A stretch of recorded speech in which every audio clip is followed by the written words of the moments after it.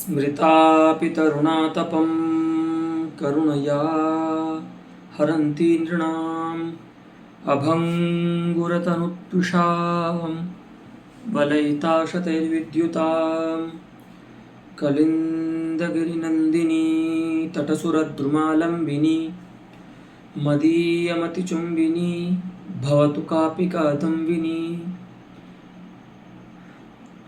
तदिदानीं रसगंगाधरस्य पाठः प्रस्तूयते यत्र द्वितीयानने अलङ्कारनिरूपणं जायते तत्रापि उपमालङ्कारस्य निरूपणावसरे आचार्यजगन्नाथः उपस्क्रियमाणस्य अर्थस्य भेदेन तदुपस्कारिकायाः उपमायाः भेदं विदधानः पंचविधत्वं प्राचीकटत् उपमायाः। तत्र वस्तुरूपस्य ध्वनेः अलङ्काररूपस्य च रसादिरूपस्य च त्रैविध्यमस्ति। पुनः वस्त्वलङ्कारयोः वाच्यत्वं भवति इति कृत्वा पंचधा उपस्क्रियमाणः अर्थः भवति। अतः तथा उपस्कारिका तस्य पंचविधस्य अर्थस्य या उपमा अस्ति सापि पंचविधत्वमाप्नोति इत्येतावता अस्माकं पाठः सम्पन्नः।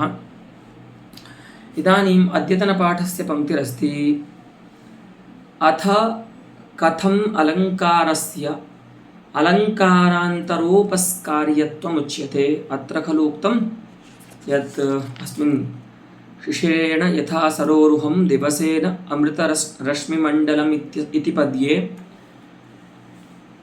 प्रधानीभूतस्य दीपकालङ्कारस्य उपस्कारिका उपमा अस्ति। यतः इदं पद्यं प्रधानीभूतवाच्यदीपकालङ्कारस्य उपस्कारिकायाः उपमायाः उदाहरणमस्ति इति प्रतिज्ञातं पंडितराजेन।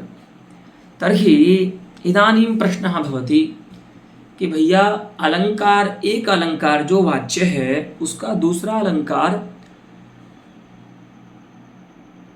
कैसे बन सकता है, अर्थात वाच्य जो अलंकार है उसमें उपस्कार्यत्व कैसे आ सकता है, क्योंकि अलंकार कहते ही उसे हैं जो अन्य के प्रति गुणीभूत होता है। तो जो दीपक वाच्य है वो उपमा का अलंकार्य कैसे हो सकता है। जो स्वयं अलंकार है वो तो अलंकार्य नहीं हो सकता।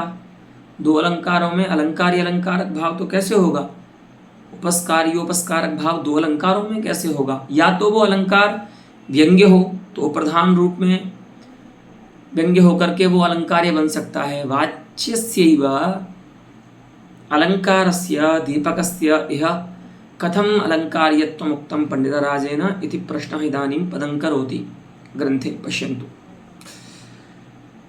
क्यों, तो कहते हैं प्रधानस्य एव अलंकार्यत्वात्, क्योंकि जो प्रधान होता है वही अलंकार्य होता है और वाच्य अलंकार जो होता है वह प्रधान नहीं होता। तो यहाँ पर वाच्य जो दीपकालंकार है उसकी अलंकार्यता कैसे मानी है पंडितराज ने, ये प्रश्न है।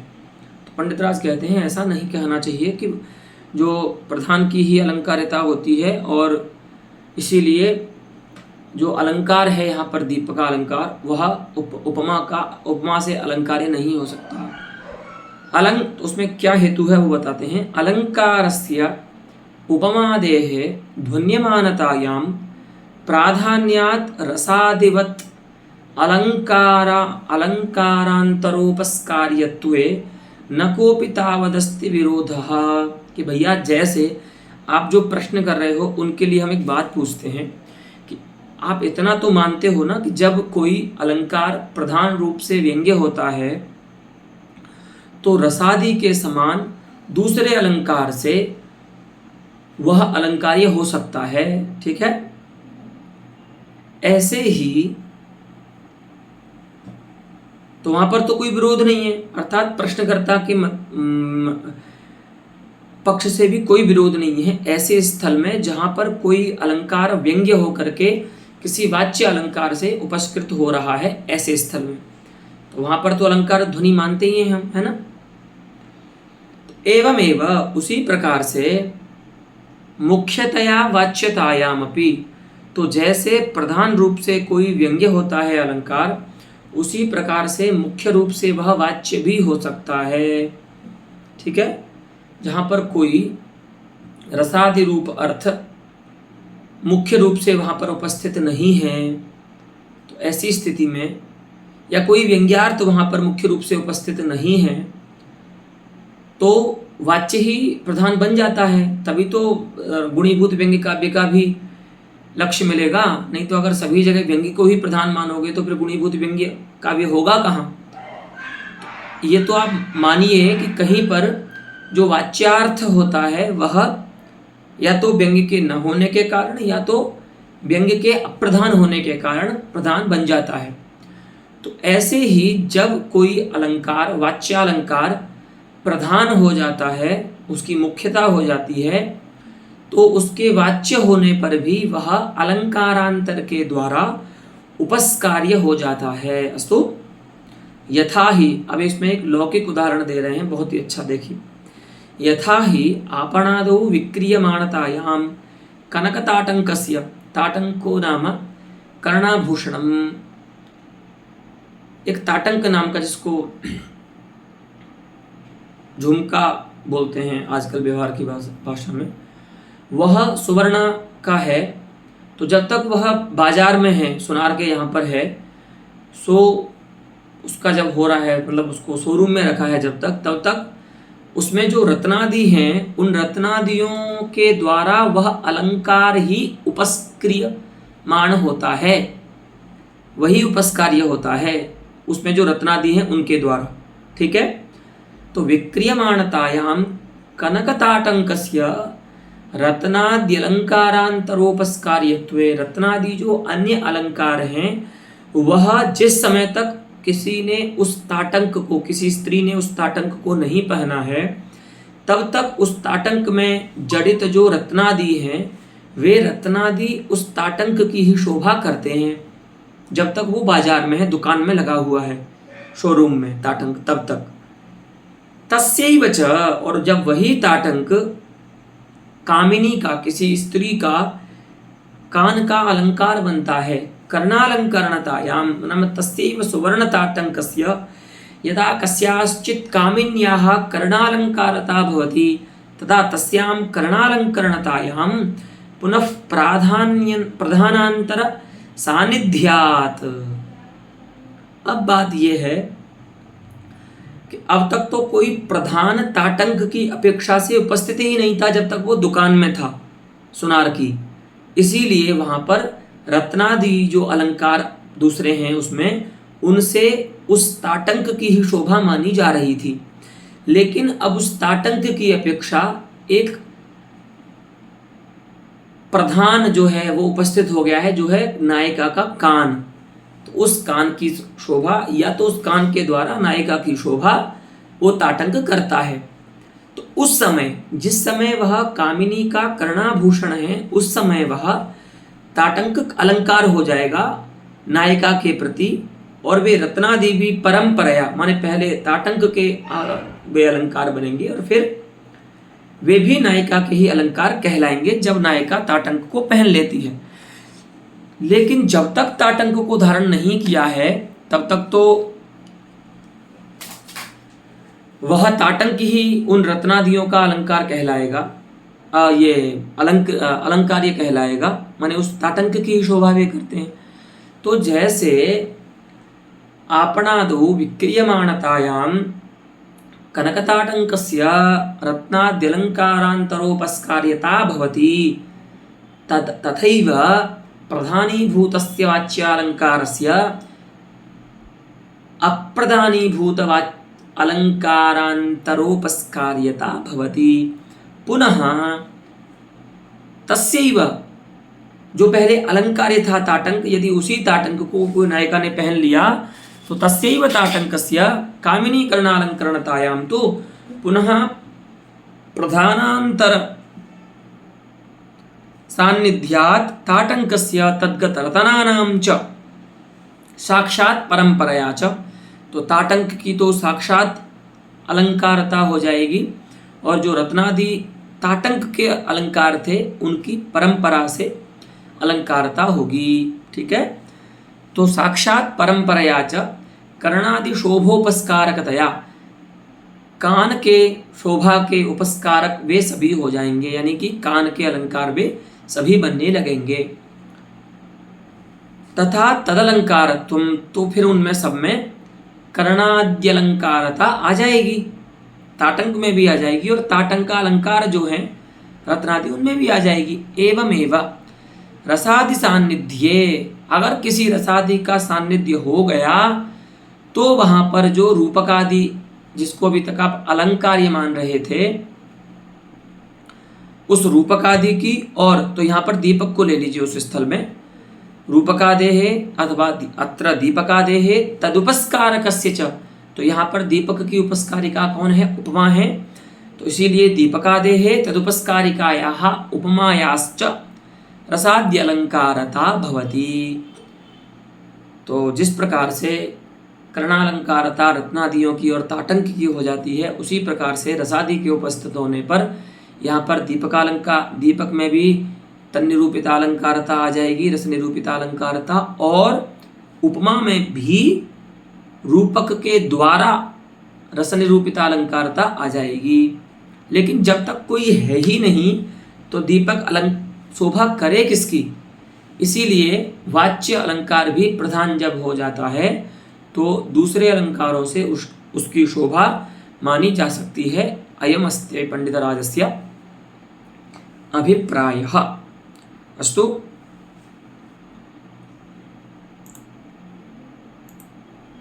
एवं च प्राचां मते पंचविंशतिभेदायाः पुनः पंचविधतायां सपादशतं भेदाः। हाँ, अब जो प्राचीन आचार्य हैं उनके मत में तो उपमा के 125 भेद हो सकते हैं, क्योंकि 25 प्रकार की उन्होंने उपमा मानी है, और उपस्क्रियमाण जो 5 हैं उनकी उपस्कारिका जो उपमा है वो भिन्न होती है सर्वत्र। तो 25 गुणा 5 करेंगे तो 125 भेद आचार्य मम्मट के मत में उपमा के हो सकते हैं। और जो हमने अधिक 7 भेद बताए, उन भेदों के मानने वाले जो आचार्य हैं, अर्थात जिनके मत में उपमा के 32 भेद होते हैं, उनके मत में उपमा के 32 भेदवादिनां तो षष्ट्युत्तरं शतं भेदाः। तो 32 इंटू 5 करेंगे तो 160 हो जाएंगे उनके मत में भेद। अस्तु, इतश्चान्येऽपि प्रभेदाः, है ना। लेकिन फिर भी पंडितराज की मति जो है वो ये कहते तो अन्य लोगों को हैं कि जो कुशाग्रीय मति वाले हैं वे सोचें, लेकिन इनसे बड़ा कुशाग्रीय मति तो कोई शायद ही होगा।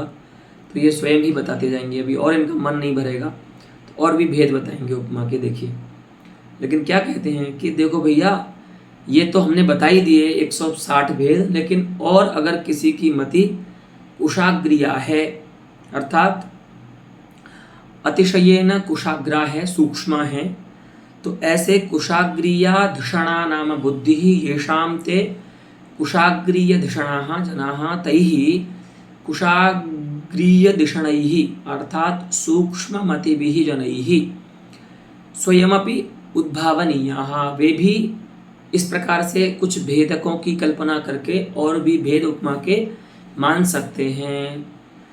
तो इनका फिर से मन हो गया उपमा के कुछ अधिक भेद बताने का, तो स्वयं बताने लग गए।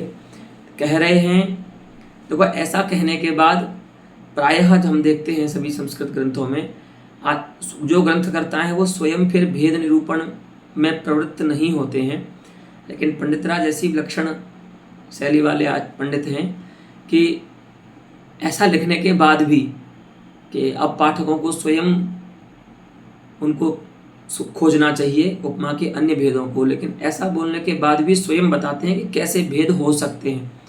तो अत्र इदमेव एतेषां हार्दं भवेत् यत् पाठकाः अनेन विधिना तत्तत् लक्ष्यग्रन्थेषु प्रवर्तेरन् उपमाम् अन्वेष्टुम्। अस्तु, तो क्या बोलते हैं देखिए, तत्र क्वचित् अनुगामी एव धर्मः। इदानीं पश्यन्तु, इतः प्राक् यत् पञ्चविधत्वं प्रत्यपादि उपमायाः, तत्र मुख्यमस्ति उपस्क्रियमाणः अर्थः तस्य भेदेन उपमा पञ्चविधत्वम् अगात्। अत्र तथा भेदकः कः अस्ति? तो अत्र भेदकः अस्ति उपमायां सादृश्यप्रयोजकत्वेन अथवा तद्रूपेण अपेक्षितः यः साधारणधर्मः उपमानोपमेयोभयगतः भवति, सः साधारणः धर्मः अत्र भेदकः भवति उपमायाः। तो जैसे कहीं पर वो जो साधारण धर्म है वह अनुगामी हो सकता है। अनुगामी माने एक ही धर्म, अर्थात सकृत निर्दिष्ट जो धर्म होगा वाक्य में, ऐसे धर्म को अनुगामी धर्म बोलते हैं, जो दोनों जगह अन्वित होता है, उपमान में भी और उपमेय में भी। तो ऐसा धर्म कहीं पर उपमा रूप होगा या उपमा का प्रयोजक होगा। अस्तु, और कहीं पर क्वचिच्च केवलम बिंब प्रतिबिंब भावमापन्नः। कहीं पर ऐसा साधारण धर्म होगा जो बिंब प्रतिबिंब भाव को प्राप्त किया हुआ होगा। अस्तु, तो बिंब प्रतिबिंब भावं भवन्तः जानन्ति, यत्र उपमानगतः उपमेयगतश्च धर्मः सर्वथा भिन्नः भवति, परन्तु तद्गतेन सादृश्येन आरोपिताभेदः तयोः भिन्नधर्मयोः तत्र भवति, तेन च तत्र साधर्म्यमायाति। तेन च तत्र उपमा प्रवर्तते। भिन्न धर्मों में किसी सादृश्य के कारण जहाँ पर आरोपित अभेद होता है और उनको समान धर्म माना जाता है, और समान धर्म मान करके जहाँ पर उपमा की प्रवृत्ति होती है, ऐसे समान धर्म को बिंब प्रतिबिंब भावापन्न समान धर्म कहते हैं। ठीक है, तो कहीं पर वो उस प्रकार का हो सकता है दो, कहीं पर उभय हो सकता है, अर्थात अनुगामी धर्म भी हो जिस उपमा में, और प्राप्त बिंब प्रतिबिंब भाव भी हो। अस्तु, आपन्न बिंब प्रतिबिंब भाव भी हो सकता है, तो मिश्रित हो सकता है। चौथा है क्वचित वस्तु प्रतिवस्तु भावेन करम्बितम, अर्थात विशिष्टम बिंब प्रतिबिंब भावम। अर्थात ऐसा धर्म हो सकता है जो होगा तो बिंब प्रतिबिंब भाव रूप, यानी भिन्न होगा लेकिन किसी धर्म विशेष से, जहाँ पर आरोपित अभेद मान करके जिनको समान धर्म माना जाएगा, ऐसा बिंब प्रतिबिंब भाव वाला साधारण धर्म होगा। लेकिन वहाँ पर विशेषण कौन होगा उसमें? तो वो होगा वस्तु प्रतिवस्तु भाव। तो वस्तु प्रतिवस्तु भाव भी आपको बताया है पहले कि यत्र एक एव धर्मः द्वाभ्यां भिन्नाभ्यां शब्दाभ्याम उपादीयते, सह धर्मः वस्तु प्रतिवस्तु भाव रूपः भवति। ठीक है, तो जहाँ पर वस्तु प्रतिवस्तु भाव से विशिष्ट बिंब प्रतिबिंब भाव रूप समान धर्म होता है, ऐसा चतुर्थ धर्म होगा उपमा में। और कहीं पर उपमा में क्वचित असन्नपि उपचरितः, हाँ कहीं पर वह धर्म प्रकृत में उपमेय में नहीं भी होता है, फिर भी उपचार से उस धर्म को हम वहाँ पर उपमेय में मान लेते हैं, ऐसा धर्म।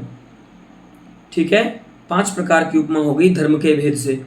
और कहीं पर जो उपमा का धर्म है वो गुण क्रिया रूप न हो करके, द्रव्य रूप न हो करके केवल शब्द रूप होता है। ठीक है, ऐसे तो नैयायिकों का शब्द भी गुण ही है, लेकिन यहाँ पर जो गुण पदार्थ है वो भिन्न है, थोड़ा शब्द को गुण नहीं मान करके यहाँ पर ऐसा बोला जा रहा है। ठीक है, तो जहाँ पर केवल शब्द रूप पृथुकार्थ स्वरपात्रम इत्यादि पद्य में जो है ना, तो वहाँ पर जो साधारण धर्म है वो केवल शब्द रूप होता है। तो इत्थम षड्विधः अयम साधारण धर्मः भवति तेनापि उपमा षोडा भवति षड्विधत्वम् आप्नोति। अस्तु, तत्र प्रत्येकं साधारणधर्मस्य उदाहरणमत्र प्रस्तूयते क्रमेण पश्यन्तु। तत्राद्यो यथा, आद्यो नाम अनुगामी यत्र साधारणः धर्मः भवति, अर्थात सकृन्निर्दिष्टः उपमा वाक्य में जिसका एक बार ही निर्देश होता है और वह उपमान और उपमेय दोनों में रहता है समान रूप से। ठीक है, तो ऐसा धर्म, उसमें देते हैं उदाहरण, देखिए। शरदिन्दुरिवाह्लाद जनको रघुनन्दनः वनस्रजा विभाति स्म सेन्द्रचाप इवाम्बुदः। भगवान रामचंद्रः रघुनन्दनः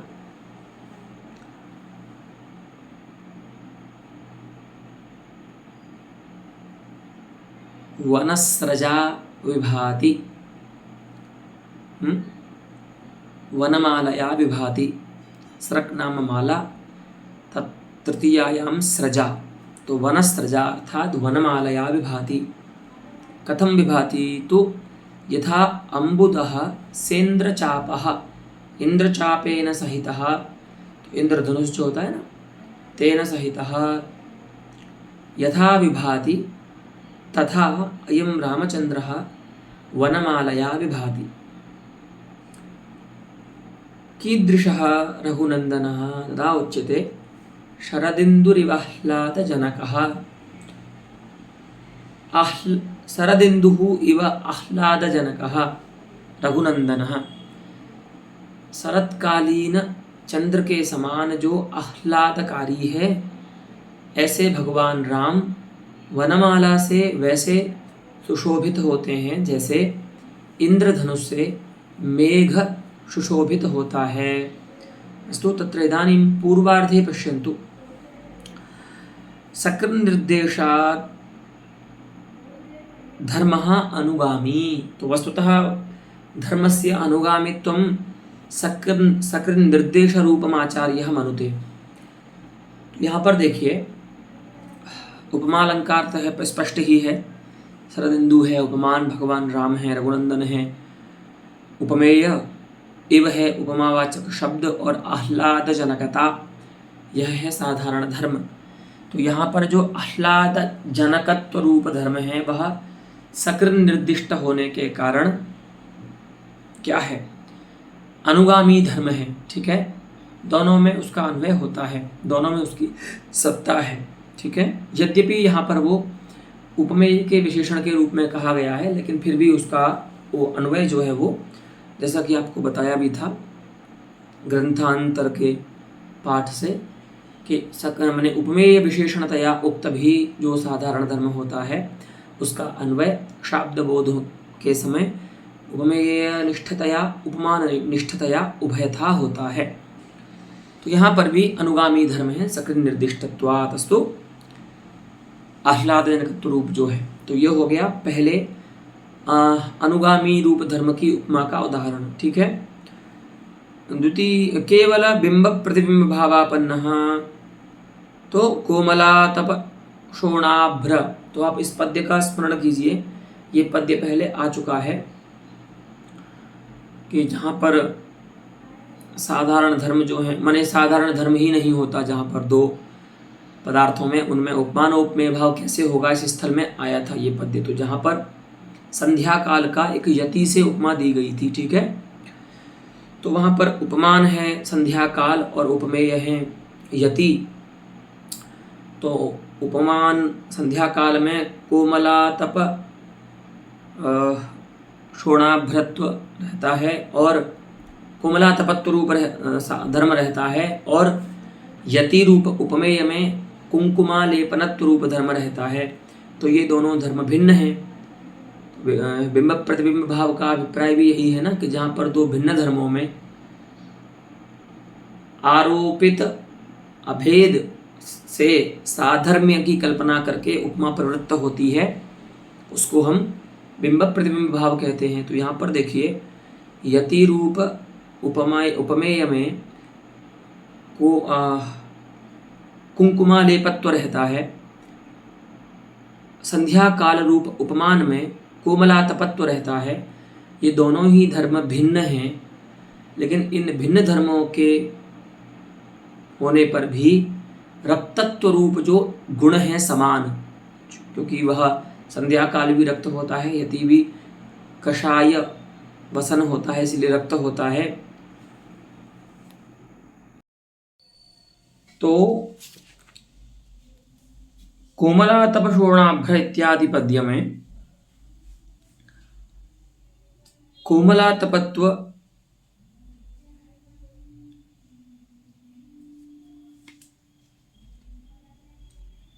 कुंकुमालेपनत्वादि जो धर्म हैं, उनके भिन्न होने पर भी रक्तत्व रूप गुण के सादृश्य के कारण वहाँ पर बिंब प्रतिबिंब भाव उनका मानते हैं, और उसी को साधारण धर्म मान करके उपमा होती है। द्वितीयार्धे तो उभयम। अब जो तृतीय भेद है साधारण धर्म का, उसको उदाहृत पद्य के द्वितीयार्ध में बता रहे हैं। देखिए, शरदिंदु रिवाह्लाद जनको रघुनंदनः वनस्रजा विभाति स्म सेन्द्रचाप इवाम्बुदः। वनस्रजा विभाति स्म सेन्द्रचाप इवाम्बुदः इत्यस्मिन् पद्यस्य द्वितीयार्धे तु उभयम। यहाँ पर अनुगामी भी है और बिंब प्रतिबिंब भाव भी है। देखिए,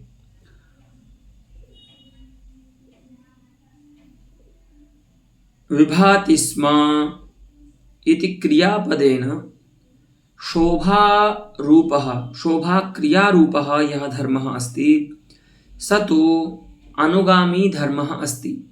यथा अम्बुदः विभाति तथा अयं रघुनंदनः विभाति। अतः शोभाक्रियारूपः यः धर्मः अस्ति सः उभयगामी अस्ति, सकृन्निर्दिष्टश्च अस्ति इति कृत्वा अनुगामी धर्मः अस्ति। तत्रैव वनस्रक् वनमाला या अस्ति, पुनः इन्द्रचापः यः अस्ति स तु असाधारणो धर्मः। वनमाला रामस्य रघुनंदनस्य, इंद्रचापश्च अम्बुदस्य। ठीक है, तो इसीलिए इन दोनों पदार्थों में, वनमाला रूप और इंद्रचाप रूप पदार्थों में जो उपमान और उपमेय के विशिष्ट धर्म हैं, इनमें भिन्न होने पर भी सादृश्य के कारण आरोपित अभेद मान करके इनको साधर्म्य मानेंगे और इनसे उपमा प्रवृत्त होगी। अस्तु, तो उत्तरार्ध में जो तृतीय प्रकार है साधारण धर्म का, कि जो उभय रूप होगा साधारण धर्म, यानी जिस उपमा में कोई धर्म अनुगामी भी होगा और कोई धर्म वस्तु प्रतिवस्तु भाव रूप भी होगा। तो अत्र विभाति स्म इति क्रियापदेन शोभा क्रियारूपः यः उभयगतः धर्मः उच्यते स तु अनुगामी धर्मः रघुनंदनस्य अम्बुदस्य च। पुनः वनस्रक् इन्द्रचापरूपः यः धर्मः उच्यते स तु यद्यपि भिन्नौ धर्मौ तौ तथापि सादृश्येन आरोपिताभेदस्तेषां स्वीक्रियते, तेन च साधर्म्यं तेषां भवति। तत्र तेन समानधर्मत्वं तेषां भवति। पुनः तदेव अत्र आदाय उपमा प्रवर्तते। अस्तु, एवं तृतीयः धर्मः यः अस्ति भेदः साधारणधर्मस्य, तस्य उदाहरणम् अस्मिन्नेव पद्ये उत्तरार्धे अस्माभिः द्रष्टुं शक्यते। फिर कहते हैं तृतीयोपि त्रिविधः। यह जो तृतीय भेद है, यानी जहाँ पर वस्तु प्रतिवस्तु भाव से विशिष्ट होता है बिंबक प्रतिबिंब भाव। अस्तु, क्वचिद वस्तु प्रतिवस्तु भावेन करम्बितम बिंब प्रतिबिंब भावम। इस प्रकार से वो भी 3 प्रकार का है। विशेषण मात्रयोः वस्तु प्रतिवस्तु भावः तेन करम्बितः बिंब प्रतिबिंब भावः, विशेष्य मात्रगतः यह वस्तु प्रतिवस्तु भावः तेन करम्बितः अर्थात विशिष्टः बिंब प्रतिबिंब भावः, और दोनों में तद युगलयोः वा अर्थात विशेष्यगतः विशेषणगतश्च वस्तु प्रतिवस्तु भावः भवति, तेन वस्तु प्रतिवस्तु भावेन अयं बिंब प्रतिबिंब भावः विशिष्टो भवति, तेन च तत्र उपमा प्रवर्तते अर्थात तद्रूपः साधारण धर्मो तत्र भवति। अब देखिए इन तीनों का उदाहरण दे रहे हैं क्रम से। सबसे पहले उदाहरण देते हैं विशेषण मात्र में जहाँ पर वस्तु प्रतिवस्तु भाव होता है और उनके विशेष्यों में जहाँ बिंब प्रतिबिंब भाव होता है, ऐसे साधारण धर्म का उदाहरण। चलद्भृंगमिवाम्भोजम् अधीरनयनं मुखं तदीयं यदि दृश्येत कामक्रुद्धोस्तु किन्ततः। अत्र कश्चित् नायकः स्वमित्रं कथयति प्रेयस्याः विषये तस्य। हे मित्र, यदि तदीयं मुखं दृश्येत, नायिकायाः मुखं दृश्येत, तदा यदि कामः क्रुद्धो भवति मयि तदा भवतु नाम किं ततः, अर्थात कामस्य क्रोधेन किमपि नास्त्येव, नाम तदपि सह्यं भवति। अस्तु, कामस्य रोषोऽपि सह्यो भवति। तो कीदृशं मुखमस्ति तस्याः, तदा उच्यते चलद्भृङ्गम् इवाम्भोजम्। चलन्तः भृङ्गाः यस्मिन् तत् चलद्भृङ्गम् किमस्ति, अम्भोजं कमलम, जिसमें भ्रमण संचरण कर रहे हैं ऐसा कमल, उसके समान जो मुख है।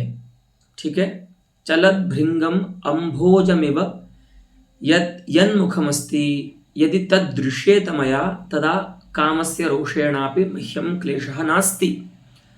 अब वो मुख कैसा है, तो अधीर नयनम। ठीक है, अधीरे चंचले नयने यस्मिन् तत् अधीर नयनम मुखम। अस्तु, तो अत्र उपमानस्य अम्भोजस्य एकं विशेषणमस्ति चलद्भृङ्गत्वरूपम्, मुखस्य उपमेयस्यापि एकं विशेषणमस्ति अधीरनयनत्वरूपः, परन्तु तद्विशेषणमपि विशिष्टमस्ति। वो विशेषण भी कैसा है कि उसमें भी कोई विशेषण है, माने विशिष्ट विशेषण है वो। ठीक है, तो देखिए भृंग जो है उनमें क्रिया है विशेषण, चलन रूप जो क्रिया है। ठीक है, और नयन जो है उनमें अधीरत्व रूप जो क्रिया है वो विशेषण, चांचल्य भी विशेषण है। ठीक है, तो यहाँ पर देखिए उपमान उपमेय के जो विशेषण हैं उनमें जो विशेषण हैं उन विशेषणों को देखिए, तो एक जगह है चलनत्व, एक जगह है अधीरत्व। तो अधीरत्व और चलनत्व जो है वो वस्तुतः एक ही पदार्थ हैं। ठीक है, क्रिया रूप एक ही पदार्थ हैं, तो इसीलिए एक ही पदार्थ का आश्रय भिन्न होने के कारण और भिन्न शब्द से उपादान होने के कारण यहाँ पर इन दोनों का वस्तु प्रतिवस्तु भाव हो जाएगा। अस्तु, माने विशेषणों में वस्तु प्रतिवस्तु भाव हो गया, लेकिन उनके जो विशेषण हैं तो उनके विशेषण कौन है, भृंग है, भ्रमर है एक जगह और एक जगह नयन है। ठीक है, तो ये दोनों भिन्न हैं, नयन भिन्न पदार्थ है, भ्रमर भिन्न पदार्थ है। तो इन भिन्न पदार्थों में भी कृष्णत्व रूप एक धर्म गुण के कारण आरोपित अभेद मान करके इनको समान धर्म मान लिया जाएगा, और समान धर्म मान करके इनको यहाँ पर उपमा प्रवृत्त होगी जो मुखोपमेय का और उपमानिका होगी। ठीक है, उपमानिका। तो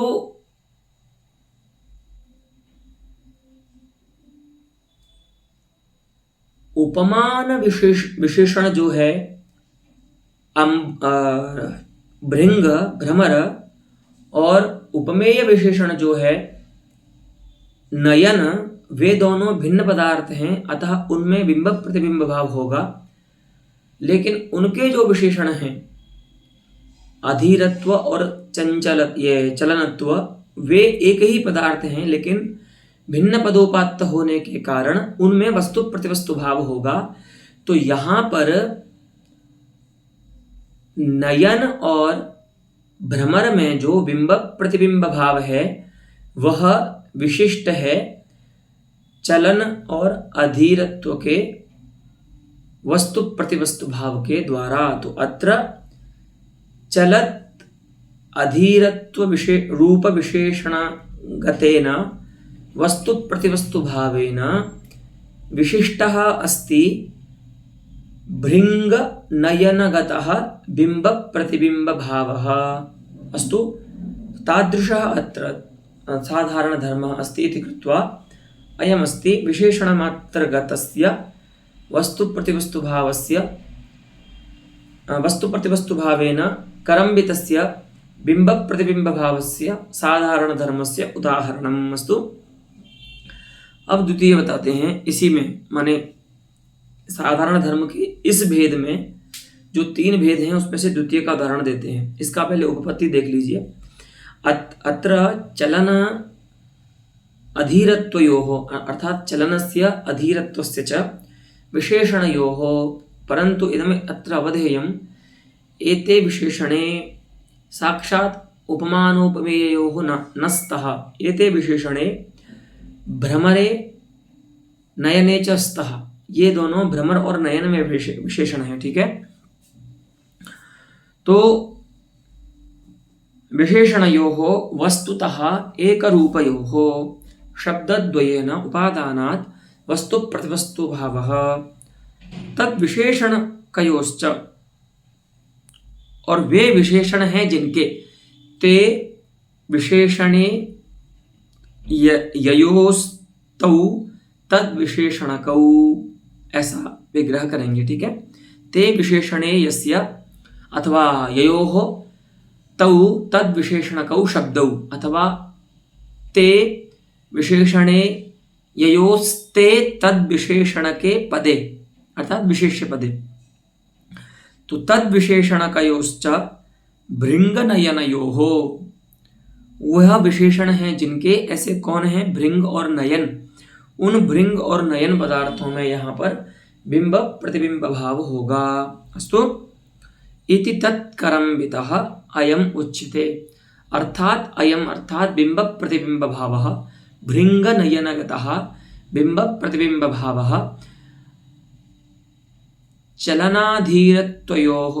चलनाधीरत्वगतेन वस्तु प्रतिवस्तु भावेन करम्बितः अत्र अस्ति इति कृत्वा अयं श्लोकः तादृश्याः उपमायाः उदाहरणं यत्र साधारणधर्मः वस्तु प्रतिवस्तु भावेन, तत्रापि विशेषणमात्र गतेन वस्तु प्रतिवस्तु भावेन करम्बितः साधारण धर्मः बिंब प्रतिबिंब भाव रूपः अस्ति। ठीक है, अब उसमें द्वितीय का उदाहरण देते हैं। तो द्वितीय क्या है, विशेष्य मात्र में जहां पर वस्तु प्रतिवस्तु भाव होता है। पश्यन्तु, तत्र द्वितीयो यथा आलिंगितो जलधिकन्यकया सलीलं लग्नः प्रियंगुलतयेव तरुस्तमालः देहावसान समये हृदये मदीये देवश्चकास्तु भगवान् अरविन्दनाभः।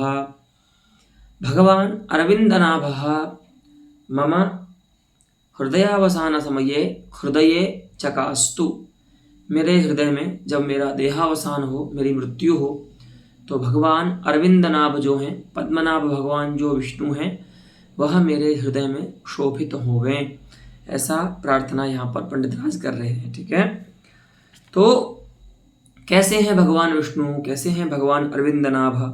तो कहते हैं यह जलधिकन्यकया सलीलम आलिंगितः अस्ति। जो जलधिकन्या माने लक्ष्मी के द्वारा लीला पूर्वक आलिंगित हैं, लीला पूर्वक जिनका आलिंगन किया गया है। कैसे हैं? तो वहां पर एक उपमा दे रहे हैं कि यथा प्रियंगुलता तमाल तरुमालिंगति, है ना, तथा यथा, तो यथा तमाल तरुः, तमालस्तरुः, तमाल इति नामा तरुः द्रुमः प्रियंगुलतया लग्नः भवति, तथा जलधिकन्यकया लक्ष्म्या आलिंगित सलीलमालिंगितः यः भगवान अरविंदनाभः अस्ति, सः मम देहावसान समये हृदये चकास्तु एवं प्रार्थना अस्ति भगवतः। तो यहाँ पर भी देखिए, अत्र आलिंगितत्व लग्नत्वयोः वस्तु प्रतिवस्तु भावः अस्ति। यहाँ पर अगर देखें तो आलग्नता और ये आलिंगनता या आलिंगन और लग्नता जो है वो एक ही पदार्थ हैं। किसी का आलिंगन करना और किसी से लग्न होना दोनों ही समान ही क्रियाएं हैं, लेकिन यहाँ पर भिन्न शब्दों से उन दोनों क्रियाओं को बताया गया है, इसीलिए इन दोनों क्रियाओं में वस्तु प्रतिवस्तु भाव हो जाएगा। अब विचार ये करना है कि लेकिन दोनों क्रियाएं हैं कैसी? तो ये विशेष्य हैं, इनके विशेषण कौन हैं? तो तद विशेष्यकयोश्च ते, तो यहाँ पर भी वैसे अन्वय करना है, ते क्रिये द्वेस्तः खलु, अतः ते क्रिये विशेष्ये तयोः, माने वे दो क्रियाएं हैं विशेष्य जिनकी ऐसे उनके जो दो विशेषण हैं वे दोनों भिन्न हैं। तो वही बता रहे हैं कि तद विशेष्यकयोश्च जलधिकन्या प्रियंगुलतयोः। अब इन क्रियाओं के जो विशेषण हैं, ठीक है, जलधिकन्यकया आलिंगितः प्रियंगुलतया लग्नः, तो यहाँ पर ये जो क्रियाएं, ये जो जलधिकन्या है और प्रियंगुलता है, यह लग्न या आलिंगन क्रिया में विशेषण हैं। तो उन विशेषणों में बिंब प्रतिबिंब भाव है, क्योंकि वे दोनों भिन्न पदार्थ हैं। उनके किसी गुण विशेष को लेकर के यहाँ पर आरोपित अभेद से उनमें समान धर्मता का ज्ञान करके और यहाँ पर उपमा प्रवृत्त होती है। ठीक है, तो यहाँ पर भी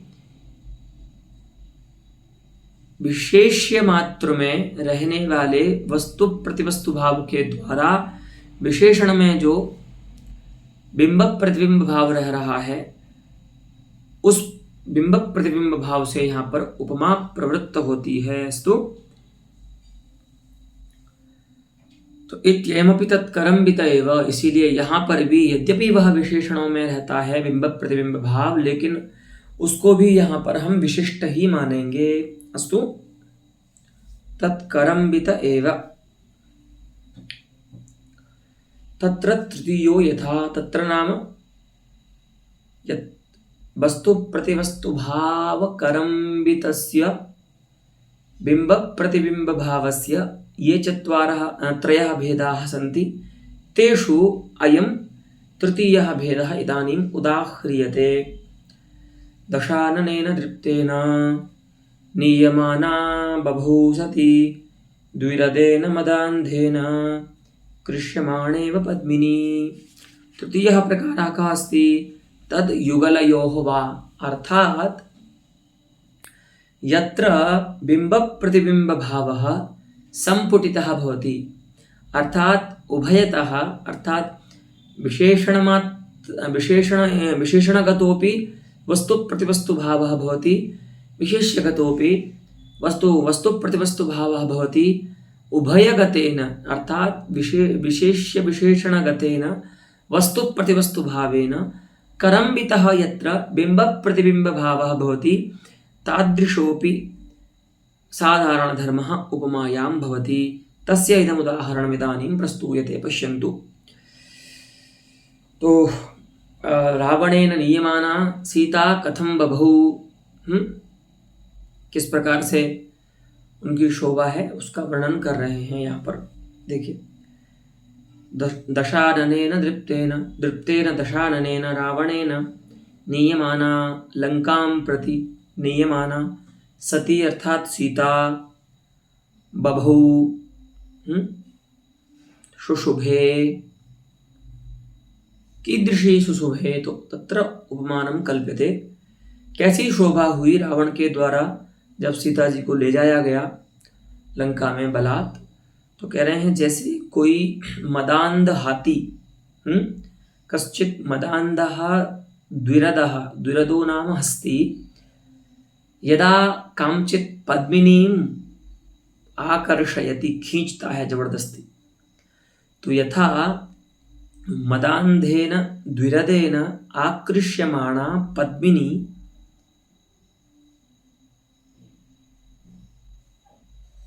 भाति, तथा दृप्तेन दशाननेन नीयमाना सा जनकनन्दिनी बभौ, अयमर्थः। अत्र पश्यन्तु, विशेषणे स्तः दृप्तत्वं मदान्धत्वं च। अस्तु, क्रियायाम् एतेषां विशेषणत्वम् अत्र अङ्गीक्रियते। वस्तुतः क्रियां प्रति विशेषणत्वं नास्ति, साक्षात् यद् विशेषणत्वम् अस्ति एतेषां प्रकारत्वम् अस्ति तत्तु रावणे हस्तिनि च अस्ति, लेकिन यहाँ पर क्रिया को विशेष्य मान रहे हैं सर्वथा और इनको विशेषण मान रहे हैं।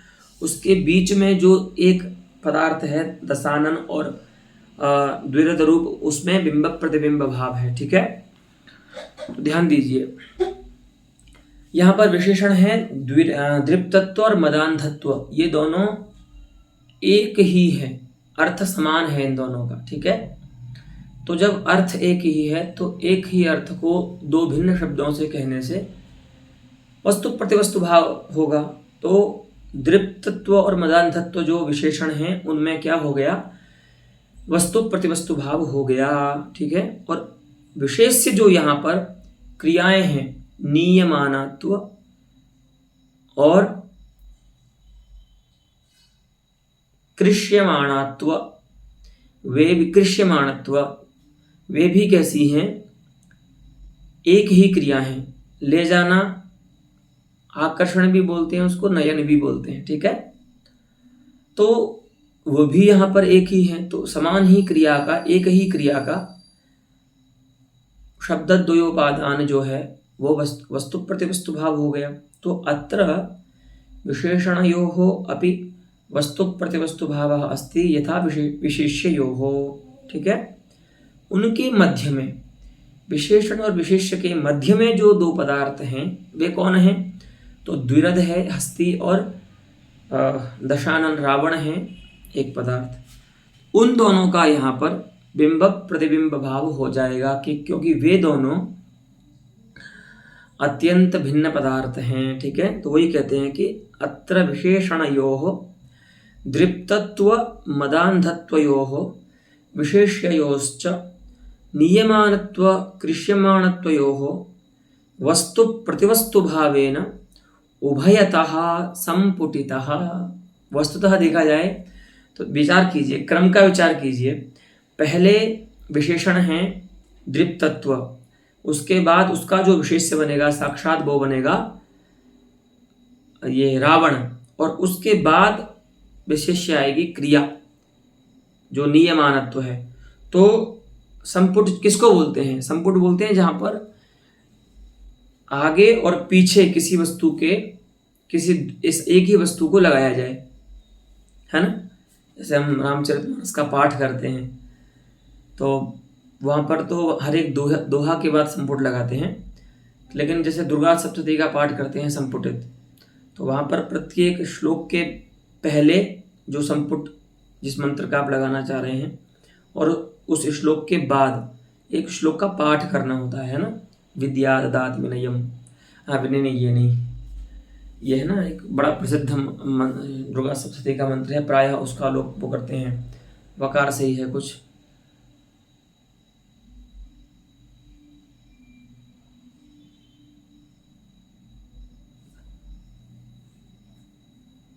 सर्वाबाधा विनिर्मुक्तो धनधान्य सुतान्वितः मनुष्यो मत प्रसादेन भविष्यति न संशयः। तो इत्यादि मंत्र के जो संपुट लगाए जाते हैं वो एक पहले एक बाद में लगाया जाता है। उसी प्रकार से यहाँ पर देखिए आप, जिस अर्थ में बिंबक प्रतिबिंब भाव करना है उस अर्थ के पहले जो दृप्तत्व रूप विशेषण है वो, और उस रावण रूप अर्थ के बाद जो क्रिया है विशेष्य रूप में नियमानत्व, उन दोनों में वस्तु प्रतिवस्तु भाव हो गया।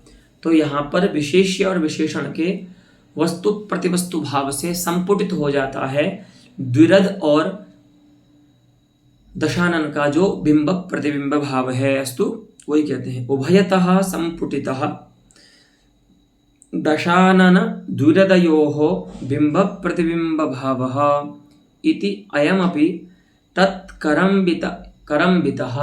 ठीक है, तो यहाँ पर भी जो बिंबक प्रतिबिंब भाव है वो वस्तु प्रतिवस्तु भाव से करम्बित ही कहा जाएगा। तो इस प्रकार से तीन प्रकार से जो बिंबक प्रतिबिंब भाव है वह वस्तु प्रतिवस्तु भाव के द्वारा करम्बित होकर के उपमा का निष्पादक बनता है। अस्तु, अग्रे पश्यामः।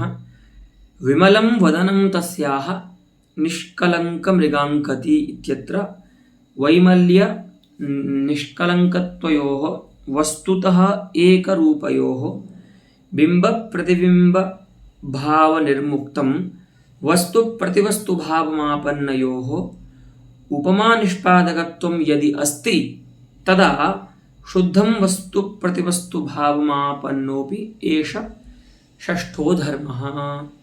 अब एक प्रश्न ये आता है कि आप इतनी देर से बता रहे हैं कि कभी भी विशिष्ट जो होगा वह बिंबक प्रतिबिंब भाव ही होगा। तो एक सहज प्रश्न ये होता है पाठक के मन में कि क्या कभी शुद्ध वस्तु प्रतिवस्तु भाव से भी उपमा हो सकती है क्या? ऐसा प्रश्न होता है। तो इसमें यह कह रहे हैं कि अगर आप ऐसा माने कि शुद्ध वस्तु प्रतिवस्तु भाव से भी उपमा हो सकती है, तो हम एक उदाहरण दे रहे हैं। वहां पर आपको छठवां जो प्रकार है ये भी मान लेना चाहिए साधारण धर्म का। तो वो क्या है तो बताते हैं, देखिए। तो विमलम वदनम तस्याः निष्कलंक मृगांकति, यहाँ पर जो कुवंत है शब्द वो उपमान है कि नायिका के लिए कोई कह रहा है कि ये तुम्हारा जो निर्मल मुख है वह निष्कलंक चंद्रमा के समान आचरण कर रहा है। तो यहाँ पर जो उपमान विशेषण है निष्कलंकत्व, उपमेय विशेषण जो वैमल्य है, वे दोनों ही एक ही अर्थ हैं, है ना। निष्कलंकत्व और विमलता, इन दोनों का एक ही अर्थ है, लेकिन एक ही अर्थ को भिन्न शब्दों से कहने के कारण यहाँ पर भी वस्तु प्रतिवस्तु भाव हो जाएगा दो धर्मों का, माने दो पृथक उक्त अर्थों का। वैसे तो एक ही अर्थ है वो। तो वैमल्य निष्कलंकत्वयोः वस्तुतः एक रूपयोः बिंबक प्रतिबिंब भाव निर्मुक्तम। लेकिन हाँ, ये ध्यान देना चाहिए कि यहाँ पर शुद्ध वस्तु प्रतिवस्तु भाव है, बिंबक प्रतिबिंब भाव किसी भी अर्थ का यहाँ पर नहीं है। तो बिंबक प्रतिबिंब भावेन निर्मुक्तम अथवा बिंबक प्रतिबिंब भावात् निर्मुक्तम यदस्ति तादृशं वस्तु प्रतिवस्तु भावम आपन्नयोः। तो जहां पर बिंबक प्रतिबिंब भाव से मुक्त केवल अर्थात शुद्ध वस्तु प्रतिवस्तु भाव है, ऐसे वस्तु प्रतिवस्तु भाव को प्राप्त जो दो धर्म हैं, कौन? वैमल्य और निष्कलंकत्व, क्या उनमें उपमा निष्पादकत्व हो सकता है? तो कह रहे हैं बिल्कुल हो सकता है, अगर आप शुद्ध वस्तु प्रतिवस्तु भाव को मानते हो तो। ठीक है, तो उपमा निष्पादकत्वं तयोः यदि अस्ति तदा शुद्धं वस्तु प्रतिवस्तु भावमापन्नः अपि एष षष्ठो धर्मः।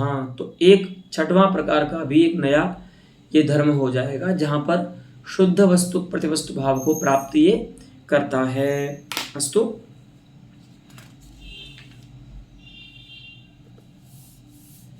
अस्तु तर्हि एतावता एव अलम् अद्यतनपाठेन। पुनः अत्रैव अस्मिन्नेव वादे इतोपि अस्ति काचित् युक्तिः पण्डितराजस्य, तां वयम् आगामिनि पाठे ज्ञास्यामः।